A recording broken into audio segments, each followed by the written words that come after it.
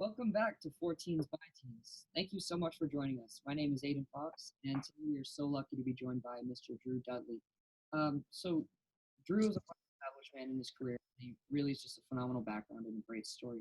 Can you talk a little bit about who you are and what you do? Well, yeah, I'm Drew, and full time up until I don't know a month ago, I traveled around the world and I spoke mostly at corporations, but as many colleges and universities as I could as well, a few high schools about leadership, which I think a lot of people just roll their eyes at as soon as they hear leadership because we've educated people into thinking about leadership as one, people who are older, power, money, fame, and what happens is we've been educated out of our own leadership. So I used to run the leadership development program at the largest university in Canada, the University of Toronto, where I worked with students who I was surrounded by these awesome young people, right? They raised money for charity, they fought for social justice, they competed on teams and helped out other people. They were so dedicated to making their campus better, the world better.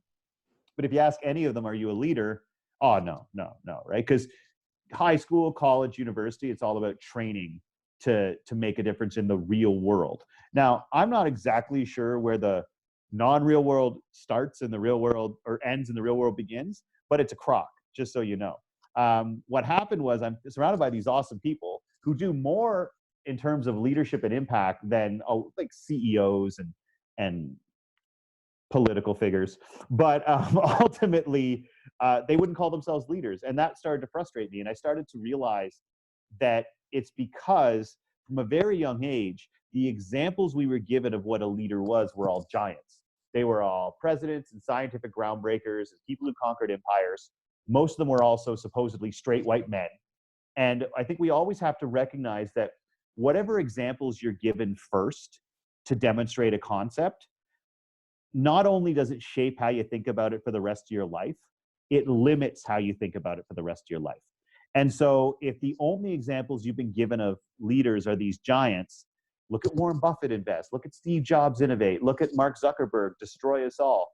What happens is it puts a wedge between your own identity and what leadership is.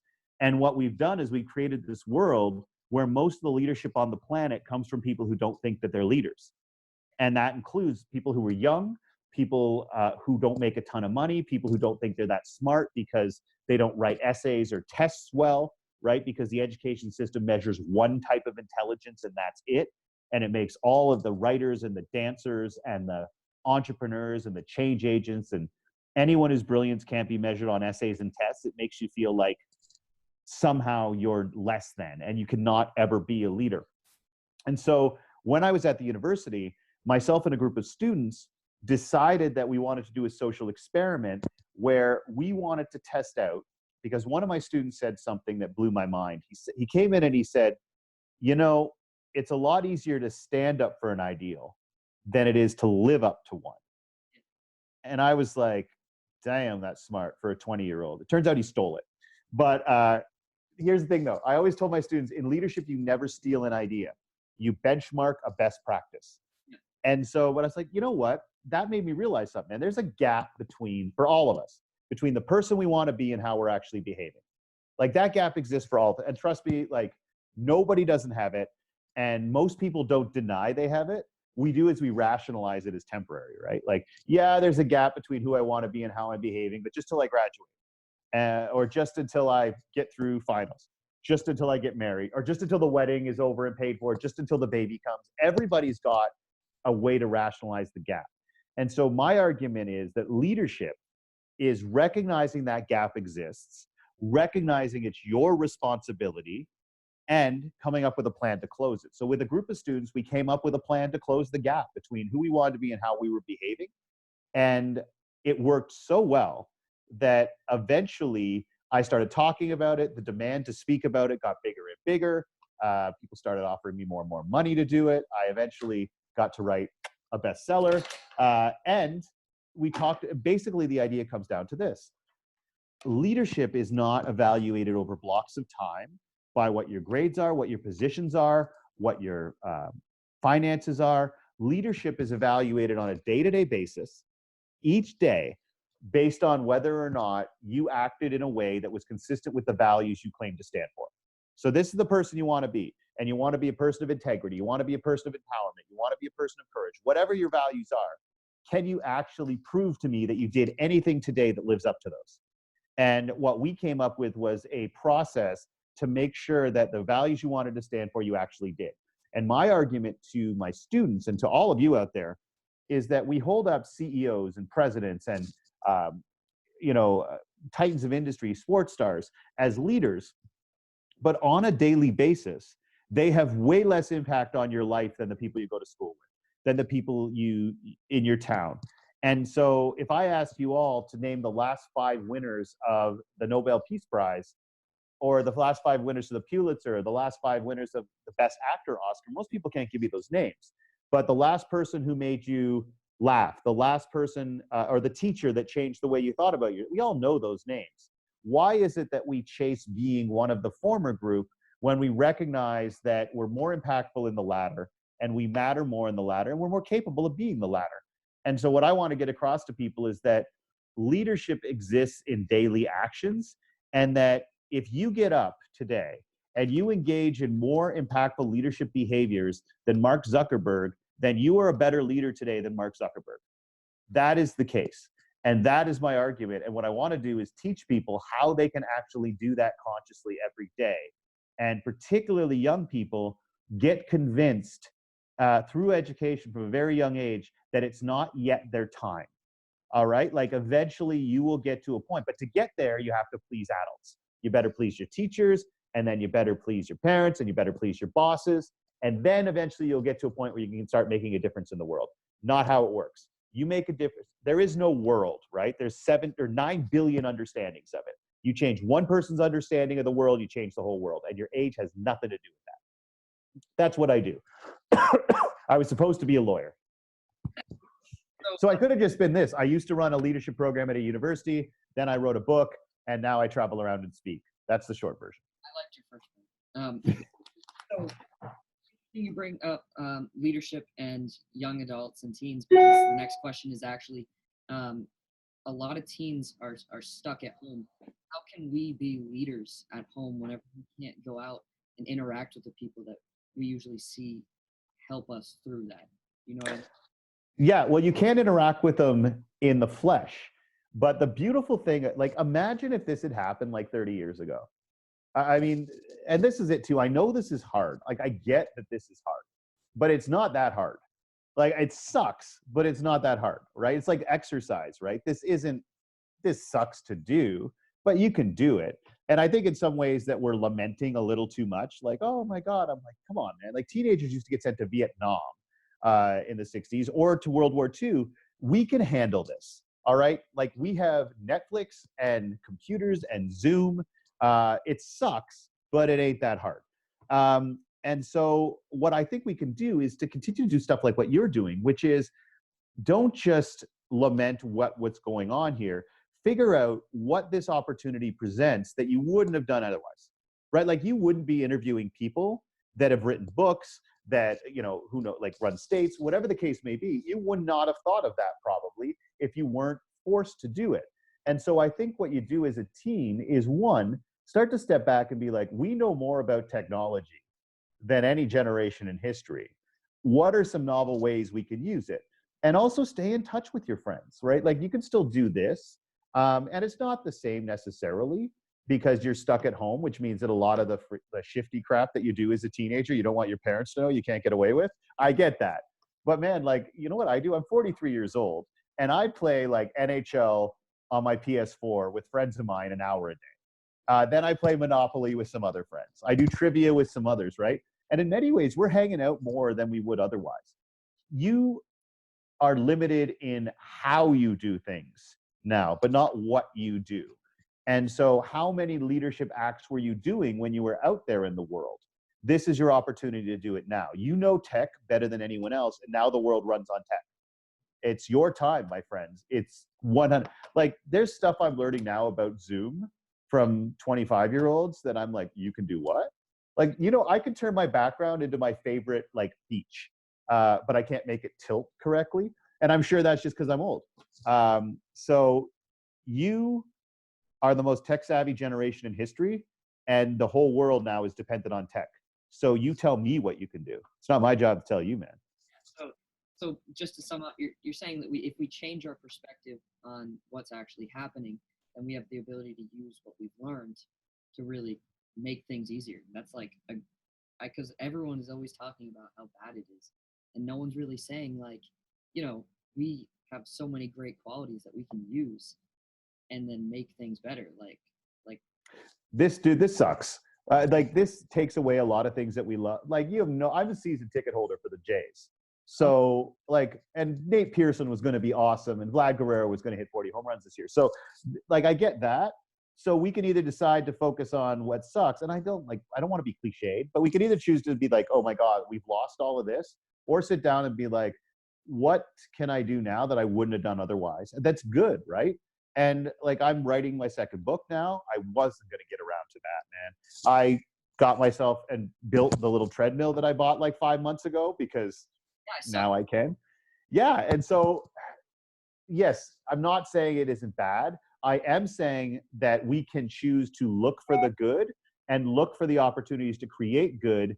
And here's the cool thing. Let's surprise people, because your generation gets such crap, all right, that I like when I get questions like, or requests like this, because to me, this defies what is said about it all too often, your generation all too often. But also bear this in mind, like, ignore that crap that you're getting, because there is no time in history where the older generation did not have a problem with the younger one. Yeah. Like, for those of us whose parents, like my parents, grew up in the 60s, like, come on, their parents hated them. And so, although my dad did say to me when I was in high school, he's like, I am not sure what your kids are going to come up with to annoy you when you listen to Nine Inch Nails. So he's like, I have no idea what the next generation is going to come up with in music that pisses you off this much. It was dubstep, just so you know. But I'm sorry. I used to be a DJ for 4 years. And why would you create dance music you can't dance to? That's a valid point. There's my old man on the porch yelling, "Oh, you kids with your dubstep." But yeah, like, look for the opportunity in this, because there is opportunity in all of this. Yeah, definitely. That's a great answer. I haven't really thought of it like that, and that's really good. So you're gonna find what you look for, man. Like, you're gonna find what you look for. That's definitely true. So we've read about some of your own emotional challenges that you've had throughout your career and before your career.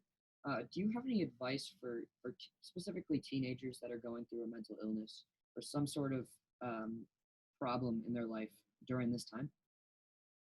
Yeah, reach out. And here's the thing, man. I've suffered with bipolar for years and wouldn't tell anybody, because we still live in a world that equates mental illness with mental weakness. And man, the changes from when I did that 2007, I think it was, so 13 years ago, versus now, night and day, but it's still there.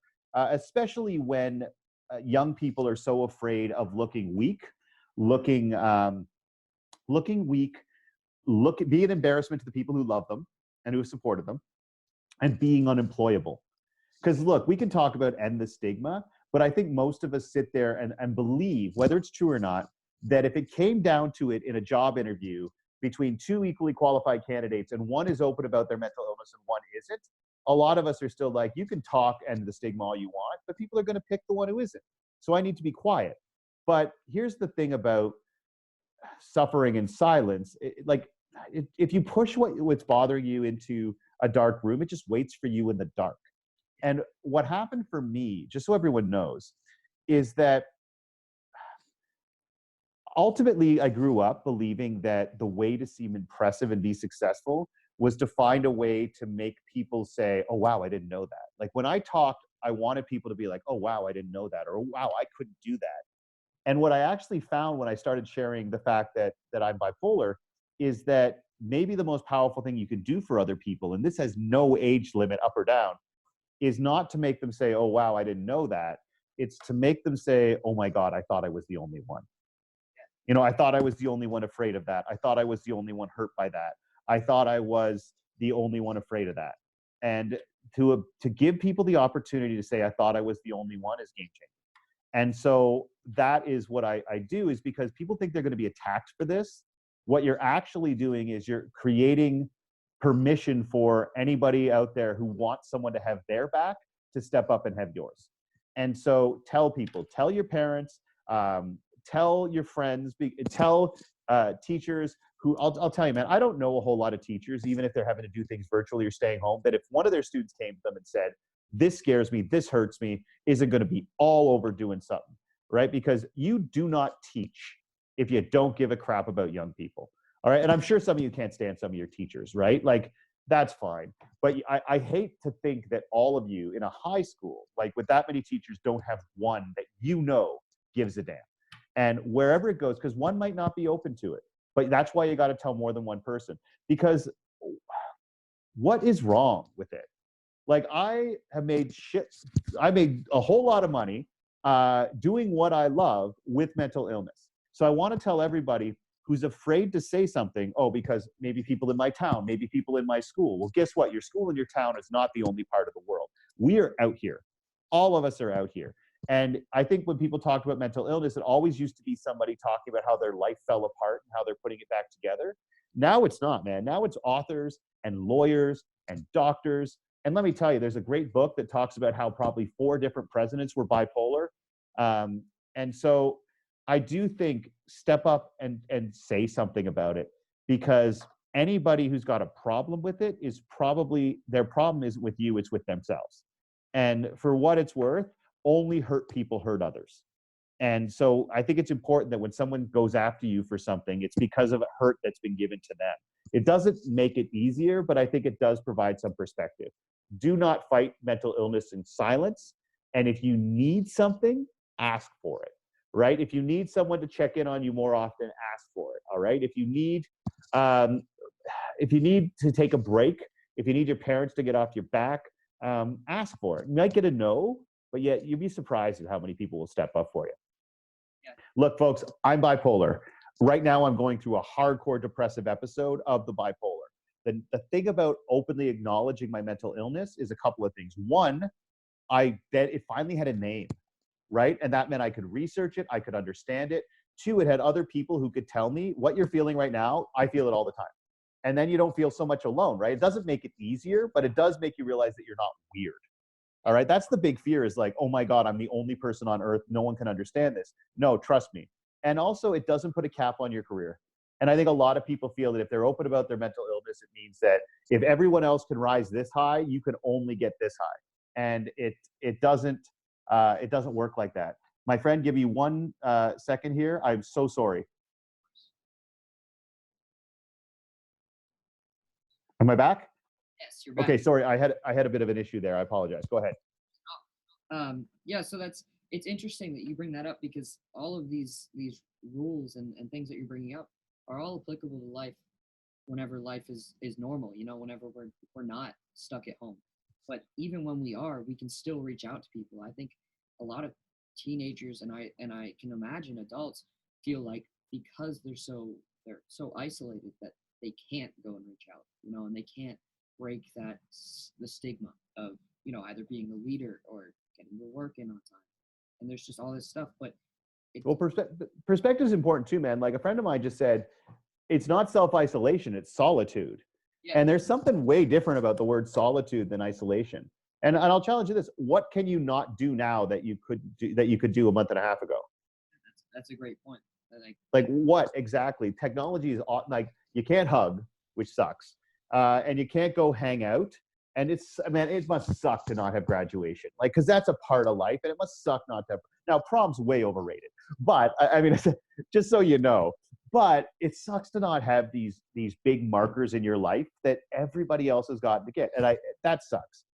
But there's not much you can't get now that you, in some form, maybe not the perfect form, but in some form that you couldn't get a month and a half ago. It's just that everybody's talking about it, so it becomes much easier to feel as if that it's way more, it's intense, and it's a change.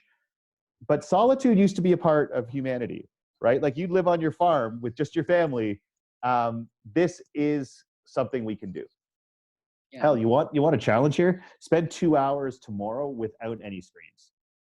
Like, just do it. Like, because this is how we're so desperate to stay connected, and that's cool. But I'm worried that it'll lead to even higher levels of desperation and connectedness, right? Like where we can't disconnect. So, man, like take a couple hours a day where nobody can get at you, because the stress that young people feel now to try to maintain this many relationships. Like when I was a kid, man, I had like 6 friends, and we were awesome, and we had like a million colleagues or classmates. But I had 6 friends, and we like talked once a day or hung out once a day. Now, like you're responsible for maintaining like 15 different relationships, and not everybody likes everybody, and everybody's talking about everybody. That's a shitload of stress, man. And so sometimes you just got to put your phone and your Facebook down and just be like, nobody can get me right now. It's just me. It's just me. That's cool. That can definitely be reassuring. Like, I think that's kind of a feeling that not a lot of people or have had.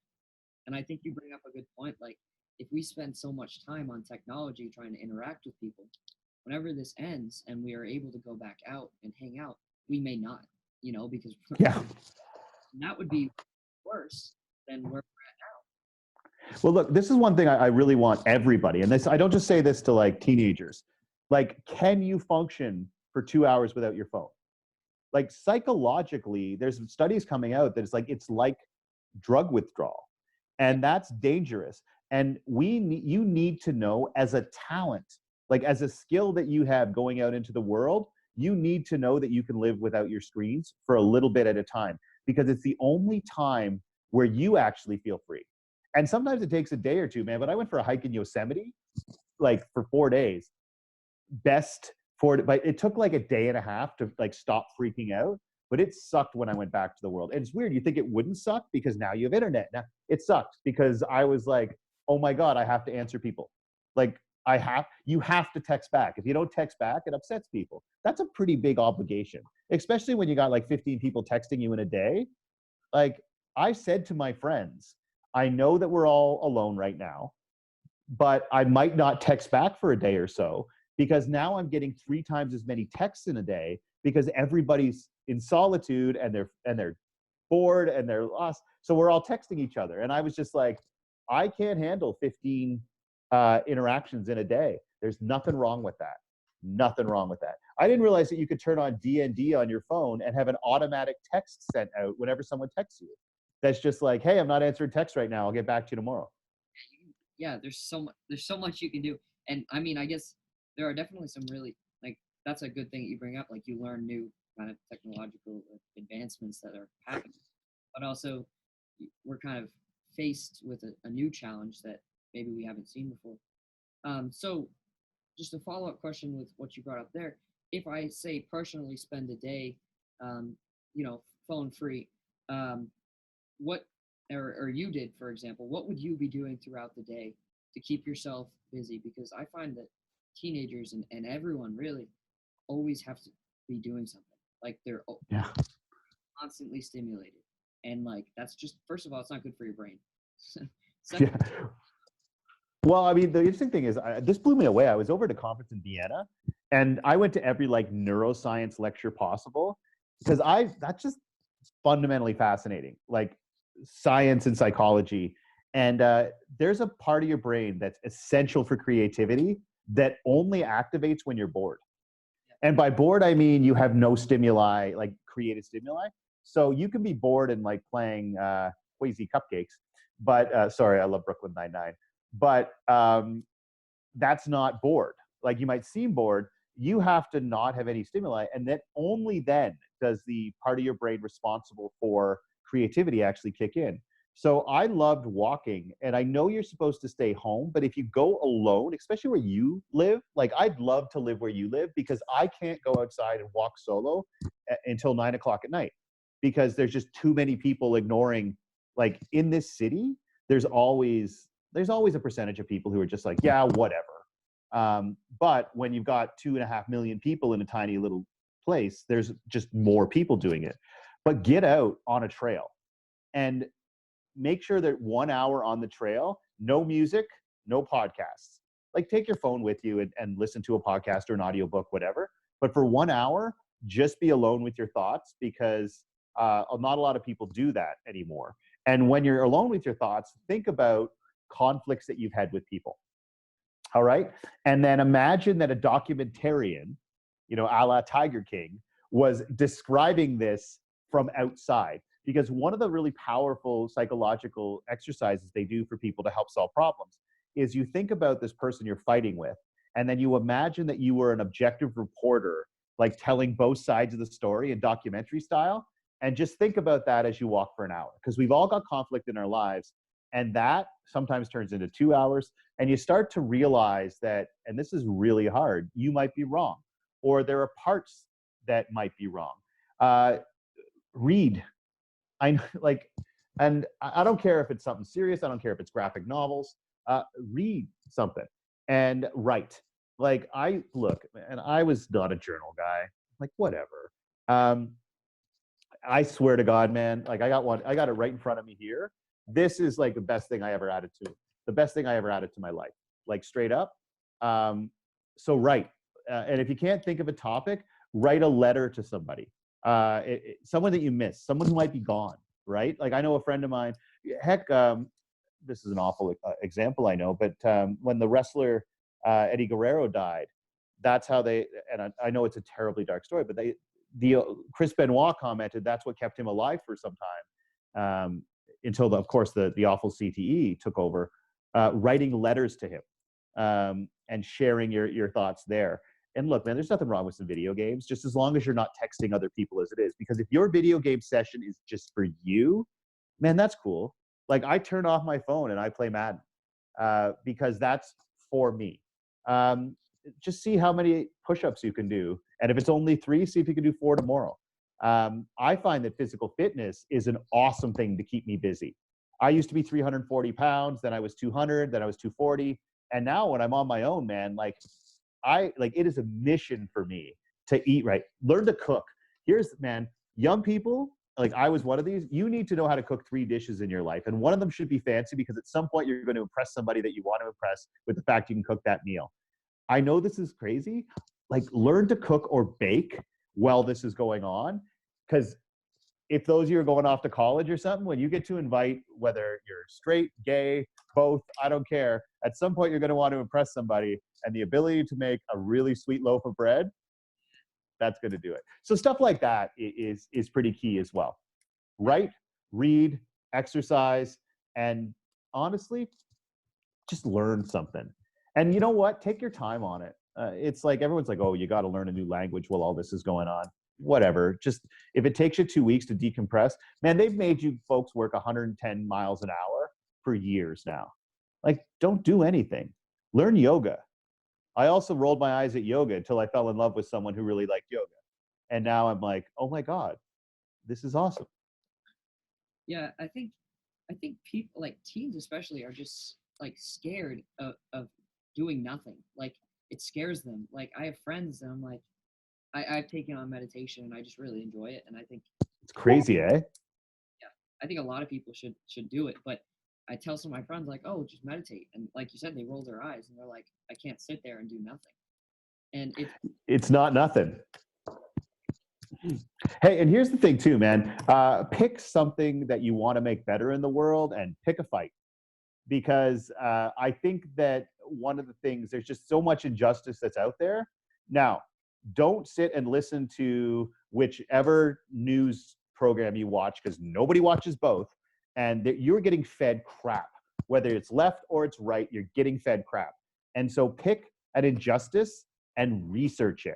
All right, like actually research it from every angle that you can, and then ask yourself, what can I do to fight this injustice? Because this is your opportunity before your future and your grades and all this stuff you have to do to focus on yourself is going to take over your life as you start to move out into the work world. This is your chance, now that there's this pause, to be like, what is it that annoys me, makes me angry, that I want to make better?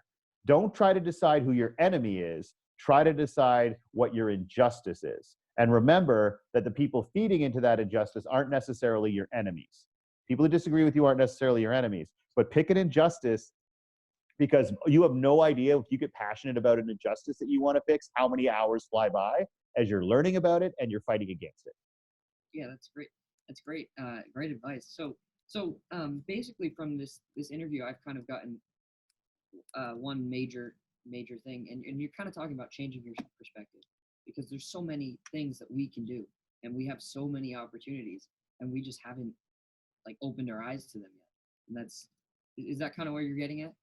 Yeah, and not even that you haven't opened your eyes to them yet. It's just that this is so different than what you've had to do before that it takes an adjustment period. Like, and everyone's in such a hurry to figure out how to adapt to this. Don't forget, adaptation is a slow process.